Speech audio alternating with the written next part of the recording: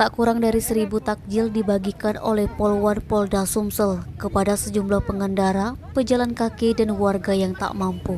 Kegiatan sosial yang dipimpin langsung oleh AKBP Sinta SIK selaku perwira koordinasi Polwan Polda Sumsel, didampingi Kompol Mas Noni SIK ini dalam rangka memperingati Hari Kartini sekaligus Hari Polwan tahun 2022.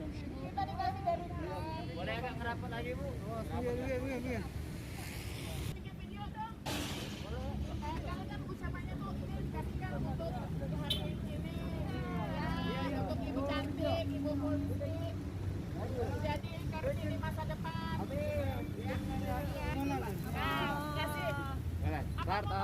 Tahan Bu. Ini hari Kartini buat ibu-ibu. Terima kasih. Mohon doanya buat Polwan Polda Sumsel. Amin. Semoga sukses selalu Bu ya. Amin. Makasih ya, Grab. Sore hari ini kami Polwan Polda Sumatera Selatan dan jajaran, jadi bukan hanya di Mapolda, tapi juga di Polres jajaran, kami hari ini melaksanakan serentak kegiatan Ramadan Berkah. Polwan Polda Sumatera Selatan dan jajaran berbagi.